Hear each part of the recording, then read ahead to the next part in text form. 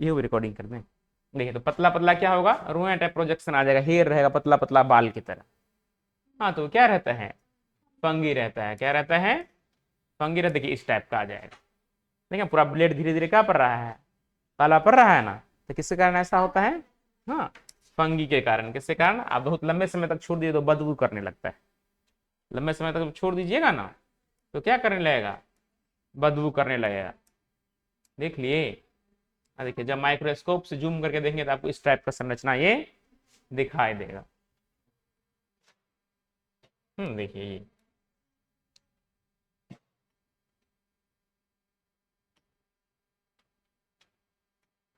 ये फंगी देखिए, ये सारे क्या है, डिफरेंट डिफरेंट काइंड्स के हैं। कोई दिक्कत इतना में, फंगी ये तो लिख लिए थे। देखिए it is unique kingdom. Unique का मतलब क्या होता है, जो सबसे अलग हो। क्या हो, है कि नहीं। जैसे छपरी लड़का से मान लो कोई केस को पीला करवा लिया, ललका करवा लिया, पियर का जूता पहन लिया, नहीं हरे का शर्ट पहन लिया, हाँ तो दसों दसों में छुपेगा वो, सबसे यूनिक लगेगा, नहीं लगेगा, है कि नहीं। अब बड़का बड़का केस कटा लिया, हाँ एक वही कान में पहन लिया, वही कान में पहन लिया, तो सबसे यूनिक लगेगा, सबसे अच्छा लगेगा दिखने में, नहीं लगेगा। 10 आदमी रहे उसको पहचान लेंगे छपरी है, नहीं नहीं पहचान लेंगे आप। उसी प्रकार देखिए it is a unique kingdom.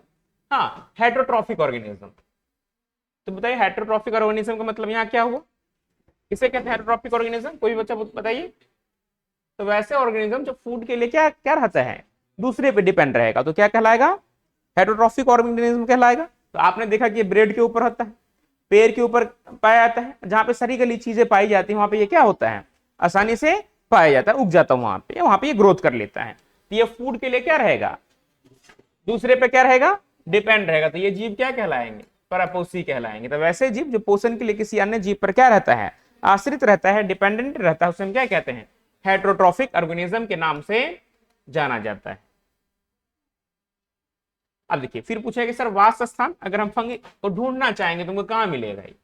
आपने तो बता दिया कि ऐसा होता है, दिखा भी दिया। आज हम ढूंढने के लिए जाएंगे तो कहां मिलेगा। अब fungi are composition, sorry cosmopolitan and occurs in air, कहां पाया जाएगा, एयर में।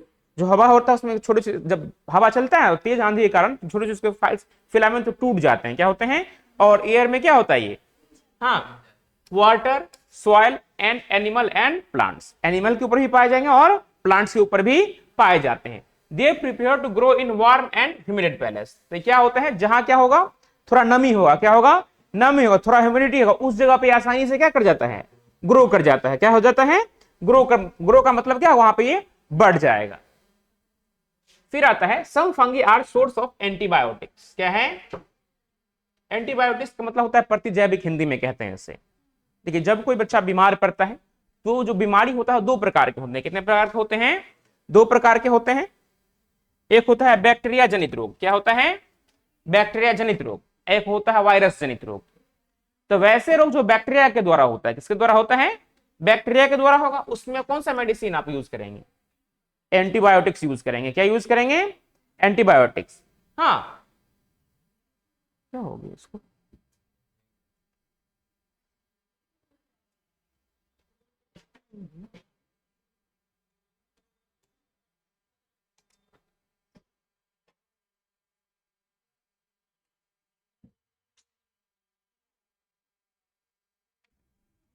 अब देखिए क्या था, एंटीबायोटिक्स। तो एंटीबायोटिक देखिएगा जितने भी बच्चे होते हैं, हाँ जब डॉक्टर को समझ में नहीं आएगा क्या हो रहा है बच्चा को, तो कौन सा दवा उस पर चलाया दिया जाता है, एंटीबायोटिक दिया जाता है। ताकि देखिए एंटीबायोटिक क्या होता है, आपके शरीर में खोजेगा, क्या करेगा, खोज करके बीमारी का क्या कर देगा, इलाज करेगा। क्या करेगा कि क्या बच्चे में क्या दिक्कत है, ठीक है। जब वायरस जनित रोग होगा तो उसमें एंटीबायोटिक कोई काम नहीं करेगा। तो पूछा कि एक ऐसे फंगी का नाम बताइए जो एंटीबायोटिक्स बनाने में उपयोग किया जाता है, तो क्या कहेंगे, पेनिसिलियम। क्या कहेंगे, पेनिसिलियम का यूज किसमें किया जाता है, एंटीबायोटिक के निर्माण में। कोई दिक्कत, ये समझ के पॉइंट। अब देखिए फिर आता है सम यूनिसेलुलर फंगी, एग्जांपल ईस्ट। क्या है, यूनिसेलुलर तो वैसे ऑर्गेनिज्म जो केवल सिंगल सेल से बना रहेगा। किससे बना रहेगा, हाँ यूनिसेलुलर कहते हैं एक कोशिकीय जीव। क्या कहा जाता है, एक कोशिकीय जीव। वैसे जीव जो केवल एक कोशिकाओं से मिलकर बना होता है, या जिसे हम खुली आंखों से नहीं देख सकते हैं, उस जीव को हम क्या कहते हैं, एक कोशिकीय, या इंग्लिश में से क्या कहा जाता है, organism are made up of only single cell is known as unicellular organism. तो पूछा कि सेल के आधार पर जीवों को कितने भागों में बांटा गया है, हाँ, on the basis of cell organism are divided into two kinds, unicellular और मल्टीसेलुलर। तो हम आप किस में आते हैं? मल्टीसेलुलर में, क्योंकि हमारे आपके शरीर में मिलियंस ऑफ सेल है, बिलियंस ऑफ सेल है, ठीक है। और इसमें केवल क्या होता है? एक होता है। इसमें मोड ऑफ रिप्रोडक्शन क्या होता है? तो बडिंग के द्वारा होता है। किसके द्वारा? एक स्मॉल बर्ड क्या होता है? हाँ, मोड ऑफ रिप्रोडक्शन पूछा जाए ईस्ट में तो क्या कह देंगे?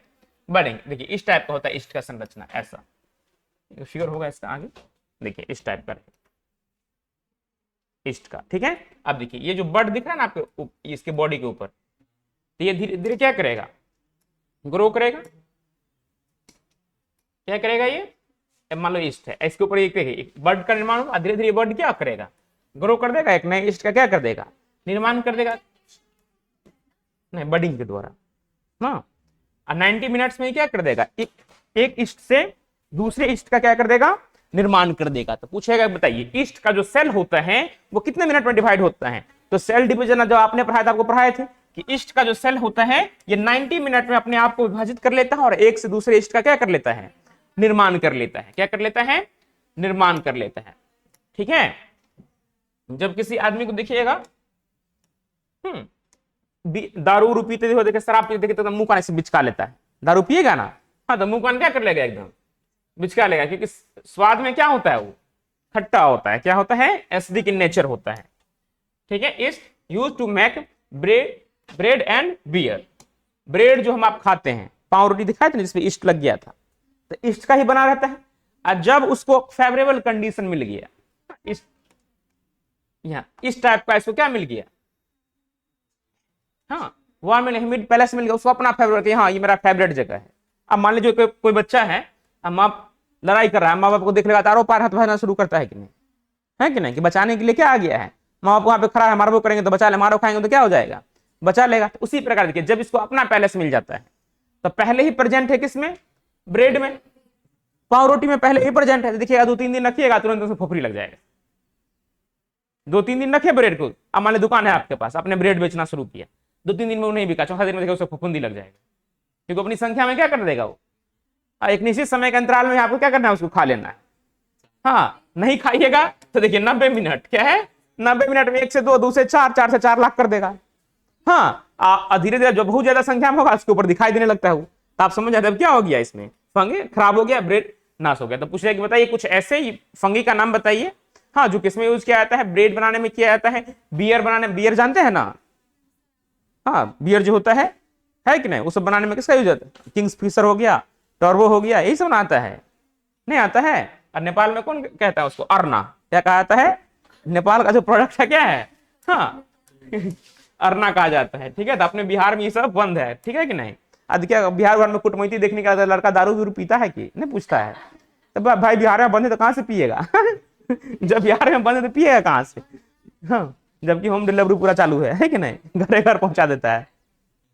बिहार में दारू भूत की तरह है पर दिखाई नहीं देता है। बिहार में दारू क्या है? भूत की तरह है पर दिखाई नहीं देता है।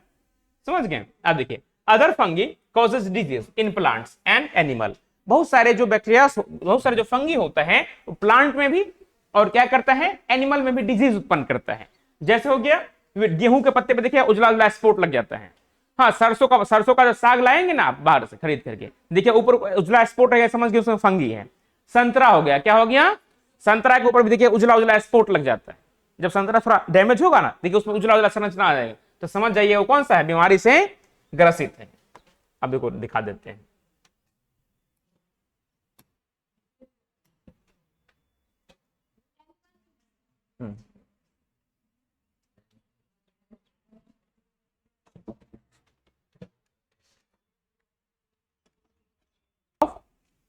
रिप्रोडक्शन क्या है? रिप्रोडक्शन क्या होता है? Reproduction is a biological process in which an organism give rise young ones similar to their itself is called reproduction. जनन एक ऐसी प्रक्रिया है जिसमें जीव अपने समान संतति को क्या करता है?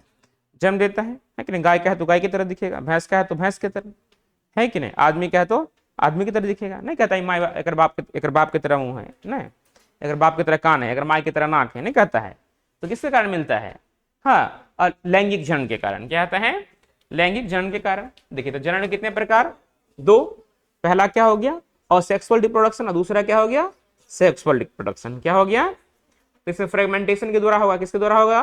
फ्रेगमेंटेशन के द्वारा होगा, बडिंग के द्वारा होगा, किसके द्वारा होगा, बडिंग के द्वारा होगा, स्पोर फॉर्मेशन के द्वारा होगा। ठीक है, अब देखिए the sexual cycle involves in 3 step. कितने स्टेप में लिया गया है, 3 स्टेप में। कितने स्टेप में होता है, मोड ऑफ रिप्रोडक्शन क्या होगा, तो असेक्सुअल क्या होगा, तो what is asexual reproduction, there only one parent involved in the mode of reproduction is known as sexual asexual reproduction. जनन की ऐसी विधि जिसमें केवल एक जनक क्या होते हैं, संतति का निर्माण करते हैं, केवल एक जो पेरेंट होगा वो सिंगली ऑफस्प्रिंग क्या कर देगा, फॉर्म कर देगा। असेक्सुअल रिप्रोडक्शन जो ऑर्गेनिज्म जो न्यू ऑफस्प्रिंग फॉर्म होता है क्लोन होता है, क्या होता है, क्लोन। यानी मॉर्फोलॉजिकली और जेनेटिकली वो जो ऑर्गेनिज्म होता है वो अपने पेरेंट की तरफ 2 कॉपी रहता है, उसमें कुछ ज्यादा आप डिफरेंस नहीं कर पाइएगा। ठीक है, अब देखिए यहाँ है प्लाज्मोगैमी, क्या है, fusion of protoplasm between motile और नॉन मोटाइल गैमेट्स। तो आप भी जानते हैं गैमेट्स कितने प्रकार के होते हैं, 2 प्रकार के। हाँ, अगर देखेंगे तो एक होता है स्पर्म, एक होता है ओवम। हाँ, इसमें हो जाएगा पोलन ग्रैंड, जब प्लांट में देखें तो पोलेंस हो गया और ओवरी हो गया, है कि नहीं। और ट्रेवल के आधार पर, किसके आधार पर, चलनशील और अचलनशील के आधार पर युग्मक को कितने भागों में बांट दिया, 2 भागों में। तो वैसे युग्मक जो एक स्थान से दूसरे स्थान तक जा सकता है। अब मान लीजिए स्पर्म, इसके अंदर क्या लगा हुआ है, पुछड़ी लगा है, पूछ। तो मिडल पीस में उसमें क्या रहता है, माइटोकॉन्ड्रिया रहता है इस वाले पार्ट में, और टेल की सहायता से एक जगह से दूसरी जगह ट्रेवल करके चल जाता है। तो ये क्या कहलाएगा, अंडाणु है। क्या है, एकदम राउंड रहेगा, क्या रहेगा, राउंड शेप में रहेगा। तो ये एक जगह से ट्रेवल करके, इसमें कोई सिलिया फ्लैजिला आपको दिख रहा है, नहीं ना। तो वैसे गैमेट्स जो एक जगह से दूसरी जगह ट्रेवल नहीं कर सकता है, हाँ, जो एक जगह से दूसरी जगह अकेले नहीं जा सकता, तो गैमेट क्या कहलाएगा, नॉन मोटाइल कहलाएगा। क्या कहलाएगा, हाँ, और स्ट्रक्चर के आधार पर 2 पार्टों में डिवाइड किया गया है। देखो, तो ये हो गया स्पर्म, क्या हो गया, ये हो गया ओवम, क्या हो गया, ओवम। तो दोनों एक दूसरे से क्या है, अलग है। इसका संरचना अलग है, इसका संरचना क्या है, अलग है। ये मोटाइल है, ये क्या है, तो इसे हेटेरोगैमेट कहेंगे। क्या कहेंगे, तो वैसे गैमेट जो एक दूसरे से क्या रहेगा, अलग रहेगा, डिफरेंट रहेगा, क्या कहलाएगा, हेटेरोगैमेट। क्या कहलाएगा, अब मान लो ये देखो, एक ये बना और एक ये बना, कुछ डिफरेंस है दोनों में, दोनों एक समान है ना, कुछ डिफरेंस आपको दिख रहा है इस टाइप में, दोनों क्या है, एक समान है, जैसे आइसोगैमस कहेंगे। क्या कहेंगे, तो जो संरचना देखिए, ऐसे युग्मक जिसमें आप डिफरेंस नहीं कर पाएंगे कि कौन मेल है और कौन फीमेल है, पर इसमें आप कर देंगे कि ये फीमेल वाला है और ये वाला है, मेल वाला है। तो जब आप डिफरेंस कर लेंगे तो क्या कहलाएगा, आइसोगैमस कहलाएगा, हाँ सॉरी हेटेरोगैमेट कहलाएगा। आज जब आप डिफरेंस नहीं कर पाएंगे, दोनों संरचना क्या रहेगा, एक समान रहेगा, तो क्या कहलाएगा। उसी प्रकार होता है मोटाइल और नॉन मोटाइल। तो वैसे गैमेट जो एक जगह से दूसरी जगह नहीं जा सकता है, वो क्या कहलाएगा, हाँ, cytokinesis. The division of cytoplasm is known as cytokinesis. हम कैरियोकाइनेसिस पूछे थे आपसे, हाँ, the division of nucleus, the division of nucleus is known as, तो यहां पे क्या दिया है, कैरियोगैमी दिया है। हाँ, तो फ्यूजन ऑफ 2 न्यूक्लियस, जब 2 न्यूक्लियस बनेंगे तो क्या कहलाएगा, क्या कहलाएगा,